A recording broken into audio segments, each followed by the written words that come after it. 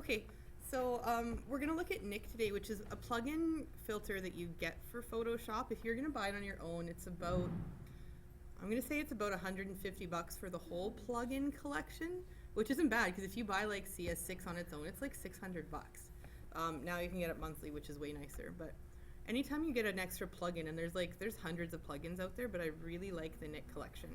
So you'll always find it in filter. And Kumsheen Kids, I know you guys are having issues with Photoshop. Steve said he was going to look at it today, but it's in the same place in Photoshop Elements. So if you go into Photoshop Elements and open up Filter, it'll be in the same place. You can still use it there. So if you go Filter and Nik Collection, these are all of the ones within Nik, and we're going to look at kind of all of them based on the shoots that we're doing. But the first one, and probably the biggest one I want you to explore, is Color Effects, because it's kind of the best one. And I'm going to show you a few things that Color Effects does. It's a big program, so it takes a bit to open. Now that I have Nik on my own computer, I don't do many adjustments in Photoshop anymore. I pretty much stick to Nik, just because I think it does everything I want better. It's not going to be able to show you everything I like right now because I have my lousy computer, because my other one, my new supercomputer, already has a bug. But what I really like about Nik is all of these changes that you can make. You could then click a brush tool. So if I wanted to just change like this little lens flare, I could make all the changes and then press brush and just brush it in. So, but when you're playing, when you're playing, use brush, but it's not going to show it to me right now. This is weird. No, I just said hi. Okay, it's not going to show it to me now because I have a really lousy laptop. But play with your brush after, because you can then selectively brush in where you want it. So when you get into Color Effects, and I'm not going to show you everything on here, I'll kind of, as we go through, I'll show you, every time we do a demo, a couple new tools, but I'm going to give you just a quick run through some of my favorites. On the right here, this shows you what filter you're working with. So if I uncheck it, it's not going to do a brilliance or warmth effect. And you can then go on to the left here. I always click all. Black and white conversion is exactly what it says. It picks, it just automatically converts to black and white. Bicolor filters is super awesome because it's kind of like you can change the top and you can change the bottom, but it's got, if you see how it changes, you've got a whole bunch of different options.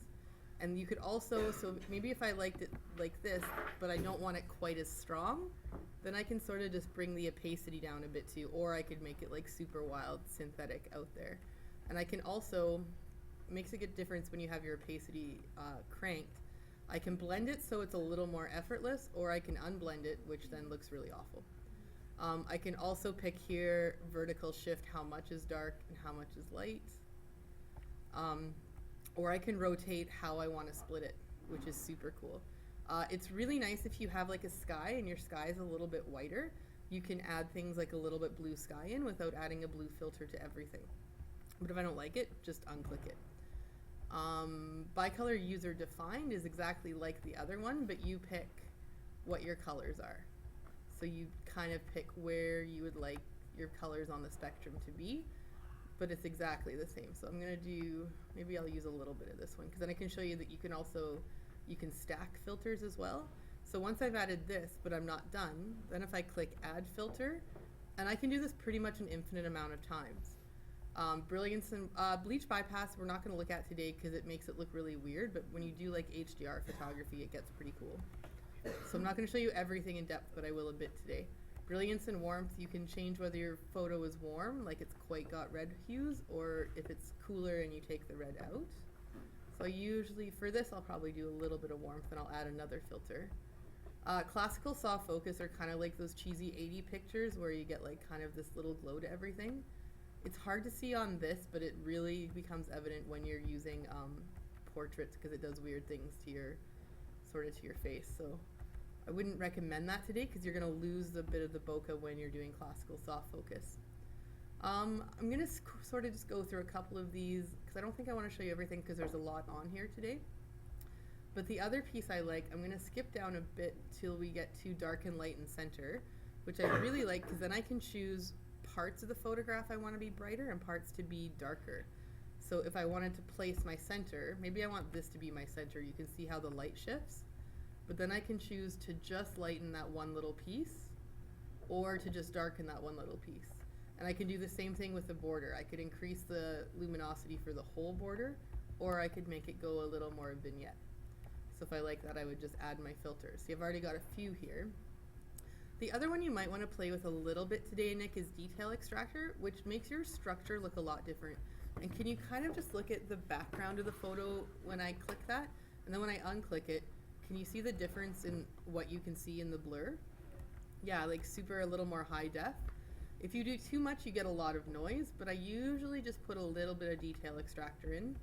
I'm probably going to contrast it out a bit because then you get a little bit more bokeh in it too.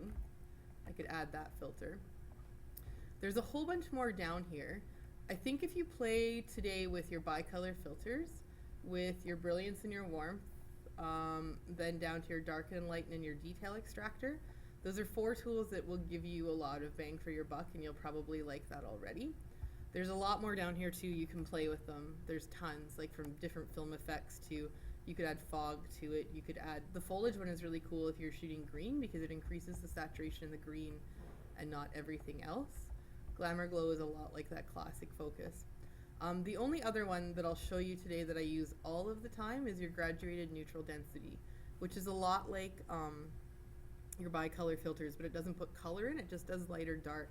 And this is what I use all the time when my sky's like super whited out and my foreground's really dark. So you can just increase the lightness on the top. So maybe I'll make this a little bit funkier, or I can increase the lightness on the bottom, or I could make it super, super dark. But it just sort of gives you an option to, if you're overexposed on one part of your camera and under on the other, this is a lot like the bicolor filter, but it gives you just light and dark. So if I wanted to, all of these changes, if I just wanted to make that to like this little berry here, I would click brush and then I could brush it in. But if I click OK, it's gonna make wholesale changes to everything. So if I click OK, oh, now it's like, it's doing a lot. It looks like it's freaking out a little bit. But I'll give it a sec, because it's actually making a lot of changes to, it's making quite a lot of changes to the photo.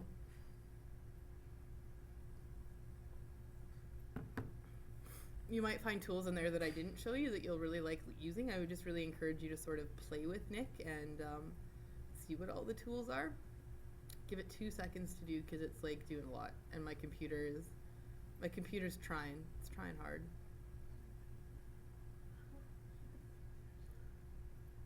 Come on, computer. This is why we had to get the video cards in all of the desktops, because when you're doing like multiple filters in Photoshop, you're kind of consuming all of the resources of your computer's central processing unit because it's doing so much. Come on, it's almost there. This will not take as long on your computers because you have the video cards on your desktops. Okay, so yeah, I'm recording it for a screencast. So that's your final image.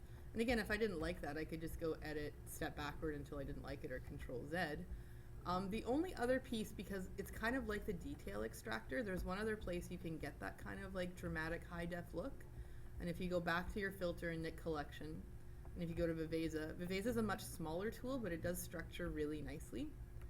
It only actually gives you 4 real options in Viveza, but if you can kind of see how the back changes, like all of a sudden the bokeh becomes a lot more pronounced and a lot more dramatic. And if I take no structure, then you see you pretty much lose that blur and you get a kind of crisper image without the sort of the confusion. But it's a real great way to sort of enhance your bokeh. And this is the same like the color effects where you can brush in just sort of selective pieces of it. So is that kind of enough to sort of play with today, even if we kind of just experiment with the Nik Collection filters? I showed you guys a few, but I think you could play with a whole bunch of other ones.